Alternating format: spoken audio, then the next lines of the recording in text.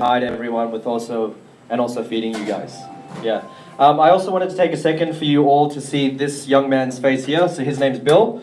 So Bill is spearheading TwoSpace in Melbourne. So he's going to be the guy who you see everywhere, who's kind of going to be opening all the new spaces. This is the first one. We're going to have more. But this is really a great opportunity to show you guys the space. We actually had a bunch of people working from here during the day, and then when it turned into an event, we kind of moved the tables, and now this is what we're doing now. I also want to take a moment to say thank you, all of you, for spending your hard-earned money on the tickets. So 100% of those ticket sales go to YGAP. So they're an amazing initiative that, engage with poverty alleviation, and they do really cool campaigns like the Polished Man, which I'm sure you're aware of. We actually have some of the YGAP guys here today, so please, say hi, hello to them and everything and get involved. Without further ado, I'm going to hand it over to Bill. But before I do that, can I just get a raise of hands who's actually from Melbourne here? Okay, cool, most of the room. Now, who actually knows what TwoSpace is? Can I get a raise of hands as well? Yeah, amazing. And now, who's actually interested in checking out the Melbourne space or Sydney spaces or anything like that? Yeah, great. Okay, cool. No, you were scared about that question. So I'm going to give it to Bill now. He's going to kind of work the panel, but I hope you guys enjoy it, and then feel free to stay back behind. We got free Nutella pretty much all night. There's a ton of it, but otherwise, order anything you want from the bar. Thank you. Yeah, welcome guys. Nice to meet you all. Super stoked to be here tonight. Yeah, beautiful venue, of course, Lil Oscar, amazing people, amazing speakers. Super stoked to do this. I've been in the entrepreneurial world for a few years, had my own project, EcoShift. After I worked at a startup accelerator, ran that and coached the startups. So super stoked also to get to know some new startups. Through TwoSpace and help them out through the journey. Of course, we get a lot of early stage startups who previously couldn't work from co-working spaces because it's quite expensive. Really inspired by what we do, and I really think co-working helps those startups through their journey. So let's do this. So we've got our three amazing speakers here. Sarah, do you want to come this way? And as the title for the event was a little bit confusing. Some people were like, "Oh, what's this all about?" We're gonna get naked. The Asian slow is pretty amazing, but I think I was like, is that about me? Yeah, I'm scared people are gonna think that. I thought that's what it was about. It's not racial, I swear. No, not really. I think we've got Asian slow on the menu. Is that right? Yeah, it's on the menu. Correct. But it's about getting raw. So we want to, anyone that has started a project ever, whether it was successful or not, we all know how hard it is. I've been through that, and it can be heartbreaking. It also can be the dream, ups and downs, sometimes on a daily basis. So today is about hearing about those experiences and really getting out those, those ups and downs. So I'll get out these questions here. Hi, Sarah. I'm Charlotte. Hi, lovely to meet you. Sorry, Dan. Sorry, going on. Just thought we'd get that out of the way. Yeah. I still think I'm the Asian slaw. Yeah. I'm technically Asian. Oh, then we're in it together. Yeah. Alrighty. Are you sitting down or standing? I'm not sure. What do you guys want? Sit down. I don't know. It's intimate.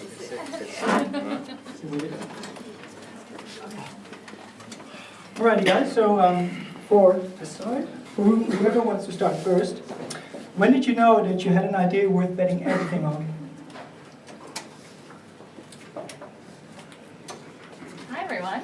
Thanks so much for coming. This is so exciting. The idea that we had, I don't know if you've heard of it, is Matcha Maiden, and since then Matcha Milk Bar, which is the cafe version of our global online matcha green tea powder company. And interestingly for us, we didn't actually know that we had an idea worth betting everything on until way after we started, which is actually kind of nice, because if I knew that it was such a big thing at the start, I probably wouldn't have started. And a lot of businesses you stumble on them by accident, and if you'd known at the time how big it was going to be and what you'd end up risking, you might have been scared off.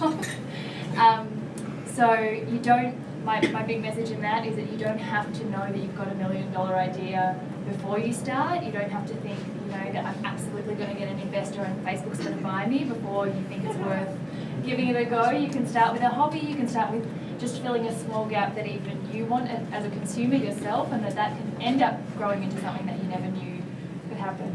So for us, it was born out of, I actually was lucky enough to go with YGAP to Rwanda, to one of the sites that I was with Paddy over there from YGAP, and had probably the most transformative month of my life over there, building schools and running around with the kids, and it was just absolutely incredible. But one of the things that happened, which Paddy will also remember, is I dropped 10 kilos pretty quickly from just running around too much and not eating enough food. I have a fast metabolism at the best of times, and was told I wasn't allowed to drink coffee anymore while I, got the weight back on and stopped it was too much on my adrenals. And I was an M&A lawyer at the time. I was like, I'm on 10 cups a day. I mean, like, how am I going to survive without coffee? I'm going to have to quit. But got sent to a firm in Hong Kong, and I discovered matcha powder over there. And it's quite a solid amount of caffeine, but much more gentle on your body. It's got L-theanine, which is an amino acid that's only in tea leaves, which means you can get the caffeine, but it slow releases into your bloodstream. You don't get the jitters and all that kind of thing. And it has 137 times the antioxidants of normal green tea. So it's like a superfood waiting to happen, but it hadn't really happened yet. And so Nick and I, my partner, tried to buy it for ourselves, and then had a little bit left over, and then tucked it in some bags. And then I thought, if I sell one bag, I can put on LinkedIn that I'm a business owner. I just want to be able to say I'm an entrepreneur. So I had no idea it would be worth risking everything for, and it took another 6 months before I did end up taking the jump. So yeah, whatever your idea is, you don't know how good it is, and don't trust your own judgment of that idea either, because self-doubt is probably going to mean that you think it's a worse idea than it actually is. But give yourself a chance to see how great it can be. Wow, awesome. I'm going to go to Rwanda. Go to Rwanda. I'm going to You need to shred for stereo. Stereo. I'm so happy. Oh man, We'll gosh. talk about this later. It was my birthday 2 weeks ago. So Happy birthday, Sean. Thanks. Thank you. Hello everyone. Yeah, I'm Charbel from Academy XI. It's that was a big story. Thank you. Oh, sorry, I'm really... No, I love it. I love it. Really It's, verbose. My You steal thing the is mic. similar in terms of like betting everything on it. It's an interesting one.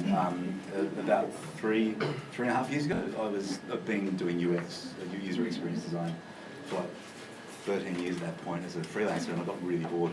And I was thinking I needed a career change, so what I was going to do was do something to sign off my career and just say I'm done with it.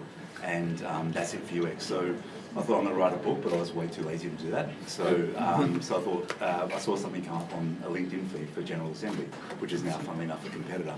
But I taught a course there, and funnily, Keanu, he was in my first class. Something happened for me then, and I realised that there was something really transformative. I used to use the word transform as well. Transformative about education and actually seeing people not doing something, then all of a sudden doing something in a very short amount of time. And it really, it really shifted my perception on, firstly on what I did, and then what I thought, what value I could bring to the world. And that brought me to another crossroad, which was like, I love agencies, so it was like, what do I do? I have got an agency that I want to do, also want to teach. Teaching didn't pay enough money, and one of my best friends is a business coach, and she's a personal development coach as well. So she challenged me to do both at the same time. And I'm a fool, so I said, yeah, why not? So I set up 2 things at the same time. One is an agency, which is, I'll talk about that later, but it's just kind of, I've revived it recently, and then Academy XI. So for me, betting everything on it has been pretty much my game for the last 2 years. It's like every day is on a fine line. You know, it's exciting, it's terrifying. I wake up some mornings at 3:30 thinking, what the fuck have I done? Yeah, but you know, it's a bit fun. but it's great. So, and that's brought me to Melbourne. So that's been an amazing thing. I've been here for 6 months now, slowly expanding us down here. Yeah, it's me.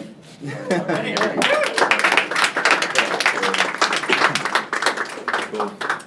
Hey guys, I'm Dan, and I'm the co-founder of Coder Factory Academy and the co-founder of Growth Hackers Australia.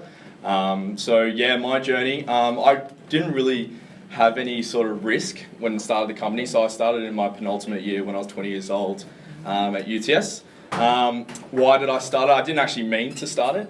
I was actually at the time desperate for an internship. So I was taught myself front-end development online, self-taught. and I love design, but I was doing a Bachelor of Commerce at the University of Technology, Sydney, and yeah, essentially we didn't have a digital marketing subject, and I was looking for internships, and I quickly realised how much the university system is behind in not just the content, but also the lack of experience and engagement for students, that I was kind of fucked at the time when looking, I've got another 3,000 students who are going to graduate me at the same time, and yet I'm just, little Dan Stephen caught up with everyone else and stuff, and I can't even get a free internship. So I know, and it's still even a big problem here in Australia and today. So yeah, I was looking for an internship. I actually did get an internship, funnily enough, doing digital marketing at an agency, and it was a great experience, and I quickly realised, again, how different the content was and my experience was in industry compared to uni. And I thought to myself, geez, like university, I'm paying a lot of money for this degree, and yet I have absolutely no industry knowledge of getting into it. It's all very theoretical based, and I'm not saying that theory is not good, it is, but if it's not put into practice or pragmatic, it actually does mean shit all. So for me, I was really disappointed with that. So I got really passionate about getting into education and wanted to have a change, but didn't really know how to do that, and I certainly didn't think running a school was going to be my thing. But I met a guy, I put myself on LinkedIn saying, looking for a startup internship, someone give me a chance. Yeah, lucky enough, I got a couple of inquiries through, but one of the guys came through was the original founder named Pete. Arjun, and he met up for coffee, got along very well, and he could see that I was hungry to get an internship in the first place because I need more experience, but also two, was passionate about coding and technology being a future skill set, which it is, and also education as a whole needs to change in Australia. So kind of long story short, 3 months I did an internship with him. I got the part-time course in exchange for free. And realised, this is awesome and stuff, and we got along very well, and realised he could see that, I wasn't desperate for money when I was 20 at the time. I was doing little part-time gigs here and there, and he's asked me, you're an intern, but do you want to become my co-founder and join the business with me? And I said, yeah, let's do it, man. Yeah, and I probably look back and think, what the fuck did I do that for? But it's amazing to kind of see what's happened. So the first 2 years of the business, we were running lots of part-time courses, weekend workshops, etc. Revenue generating, did courses around the country. So me and Pete were just running this business, perfect lifestyle business, traveling around the country. Even had a gig in New Zealand and stuff where people were reaching out to us and bootstrapped. And making small margin, but we realised that there was a lot of people who also wanted to get into a career like this. But in order to execute, this is really, running a school is a brick and mortar business. It's not like it's a brick and mortar. It's a very high touch, service orientated business, and we were burnt out even after 2 years and stuff. Even though we paid ourselves and everything, Jesus, this is pretty damn hard to do. So if we were going to scale the school, we had to figure out something. And we realised that the market here in Australia is very different to the US. So running a coding or technology school, you can raise funds pretty easily, or even do a bootstrap. And over there, it's like paying $100 to $200 course to get into uni in the first place, right? Or you pay for a 12-week, $12,000 boot camp, and that's obviously, again, a competitive of ours is GA, and how they exploded was because of that, and going against accreditation. But we realised in the Australian market it was very different. So in order to do it, we realised we had to become accredited, but didn't want to just be like another uni or anything like that. So we brought on a third business partner to help execute the commercials, and he's been there and done it before. Funnily enough, has co-invested with the lead and with the founder of GA and stuff, so that even though we're competitors, they sit on the same board. It's kind of a funny situation. But yeah, he's been incredible. So now we're 20 staff, profitable campuses in Sydney, Melbourne, and opening up in Brisbane. And we signed a deal with United Nations to open up in the Philippines, which has just become operational as well. Awesome, thank you. And yeah, I've just realised, this is such a huge opportunity, not just to create a profitable and sustainable business, but also a profitable and sustainable business to change people's lives, both here in Australia and also overseas. So we're looking outside of Philippines and growing into Asia, because there's a huge market there with a lot of people. And they've also realised governments that the education system over there isn't producing enough quality talent in tech over there. So yeah, kind of going back, my plunge wasn't too hard, but yeah, I've worked hard to get to where I am, and yeah, lucky enough that it's worked out so far. So thank you. Thanks so much, guys. Beautiful stories. You can tell we've got some amazing speakers here. I guess we can say the cliche of going with the flow, still very much present for entrepreneurship.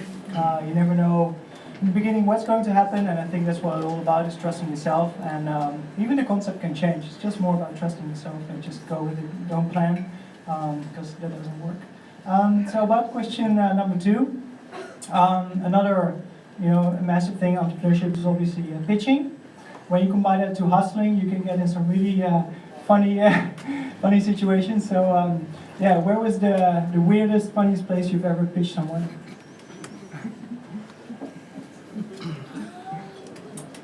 I don't know that I have a weird place.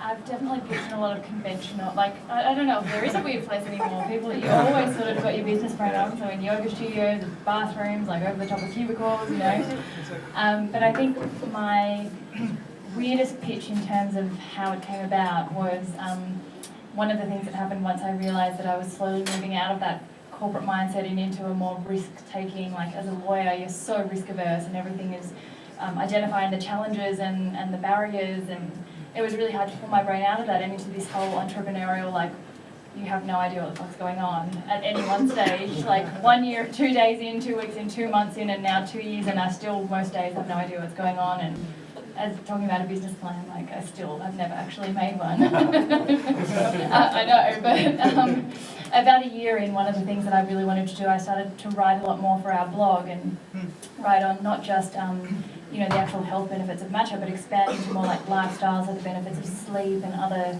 health and well-being lifestyle tips. And Ariana Huffington, in both business and managing yourself as a business person, has been a really big influence on me with her books, particularly The Sleep Revolution, because I've always been one to burn the midnight oil, and as a lawyer that's very highly encouraged, so going into business that skill translated very well.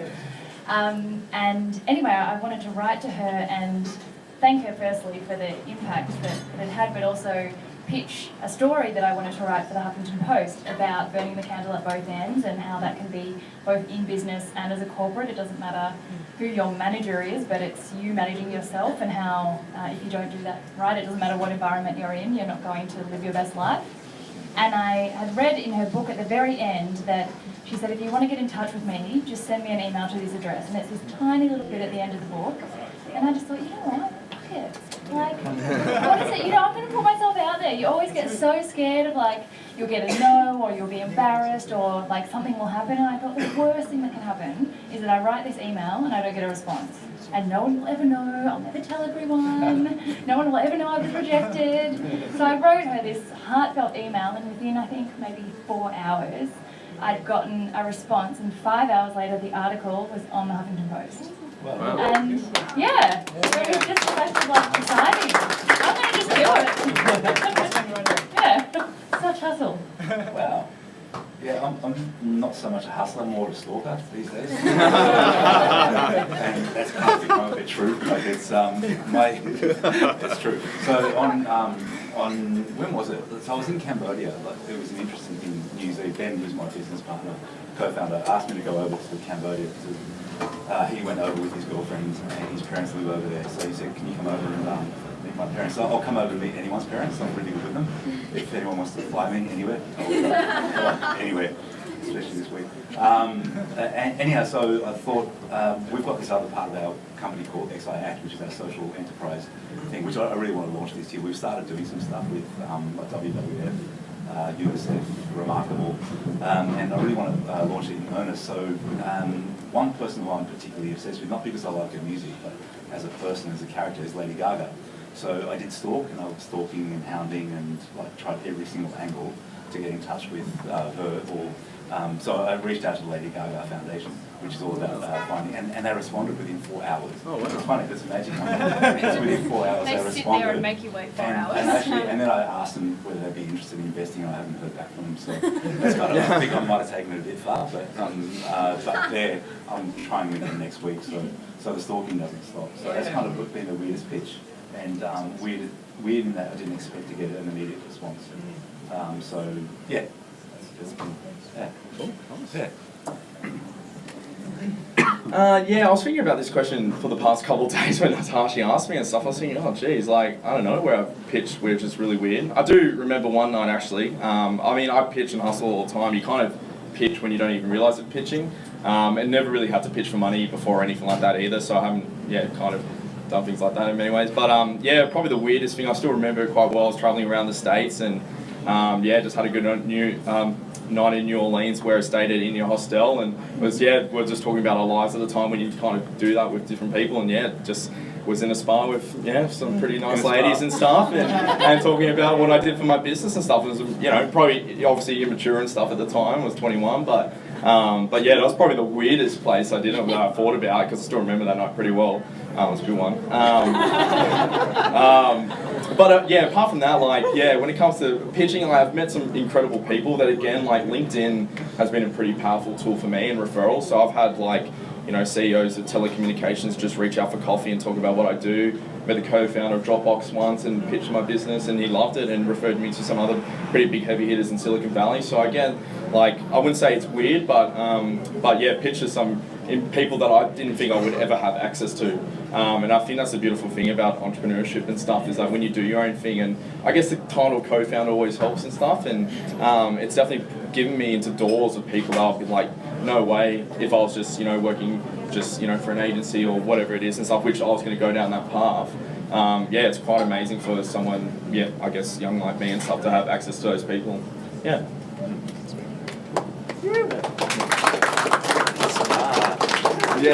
Awesome, guys. It's some incredible insights there.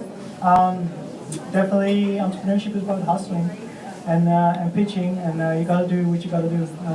That's what it's all about. So let's talk about some of the lower moments in entrepreneurship. It's definitely not all living the dream. It's really tough. I guess otherwise everyone would be doing this. That's what I always say.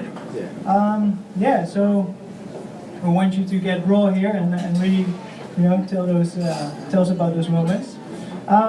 What was the lowest point in the past 2 years, and how did you get there? And of course, what did you do to move forward? How did you get out of the situation?